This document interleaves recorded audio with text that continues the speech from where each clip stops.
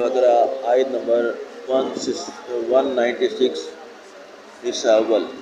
وَأَتِیمُوا الْحَجَّ وَالْعُمْرَةَ لِلَّهِ وَإِنْ أُحْصِرْتُمْ فَمَا اسْتَيْسَرَ مِنَ الْهَدْيِ وَلَا تَحْلِقُوا رُءُوسَكُمْ حَتَّى يَبْلُغَ الْهَدْيُ مَحِلَّهُ فَمَنْ كَانَ مِنْكُمْ مَرِيضًا أَوْ بِهِ أَذًى مِنْ رَأْسِهِ فَفِدْيَةٌ مِنْ صِيَامٍ أَوْ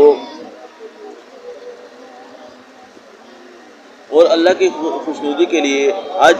اور عمرے کو پورا کرو،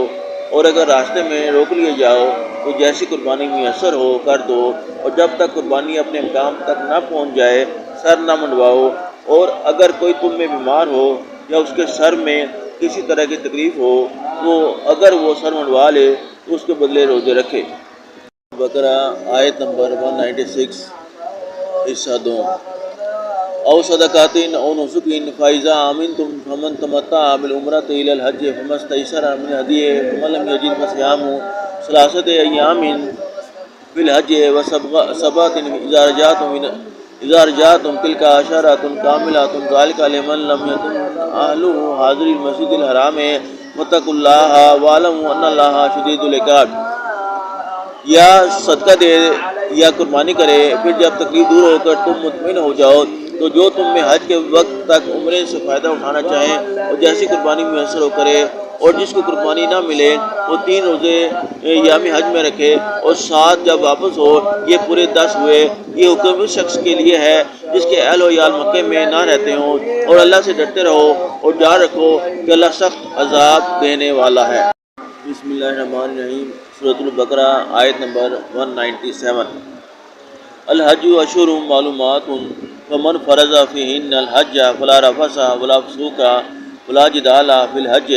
وما تفعلوا من خیر یعلمہ اللہ وتزودوا فإن خیر الزاد التقوی واتقون یا اولی الالباب۔ حج کے مہینے معین ہیں جو معلوم ہیں، تو جو شخص ان مہینوں میں حج کی نیت کر لے تو حج کے دنوں میں نہ عورتوں سے اختلاط کرے، نہ کوئی برا کام کرے اور نہ کسی سے جھگڑے، اور جو نیک کام تم کرو گے وہ اللہ کو معلوم ہو جائے گا، اور زاد راہ یعنی رستے کا خرچ ساتھ لے جاؤ، کیونکہ بہتر فائدہ زاد راہ کا پرہیزگاری ہے۔ اور اے اہل عقل مجھ سے ڈرتے رہو۔ الرحمن الرحیم۔ سورۃ البقرہ آیت نمبر 198 لیس علیکم جناح ان تبتغوا فضلا من ربکم فاذا افضتم من عرفات فاذکروا اللہ عند المشعر الحرام واذکروہ کما ہداکم وان کنتم من قبلہ لمن الضالین۔ اس کا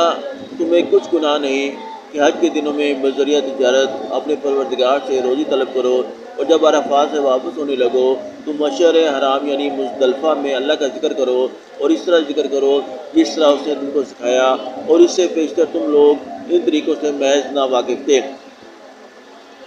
بقرہ آیت نمبر 199-200 ثم افیضوا من حیث افاض الناس واستغفروا اللہ ان اللہ غفور رحیم۔ پھر جہاں سے اور لوگ واپس ہوں وہیں سے تم بھی واپس ہو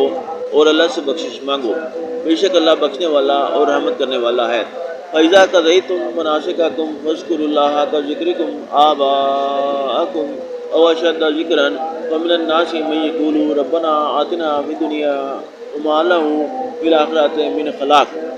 پھر جب حج کے تمام ارکان پورے کر چکو تو منع میں اللہ کو یاد کرو جس طرح اپنے باپ دادا کو یاد کیا کرتے تھے، بلکہ اس سے بھی زیادہ۔ اور بعض لوگ ایسے ہیں جو اللہ سے التجا کرتے ہیں کہ اے پروردگار ہم کو جو دینا ہے دنیا ہی میں عنایت کر، ایسے لوگوں کا آخرت میں کچھ حصہ نہیں۔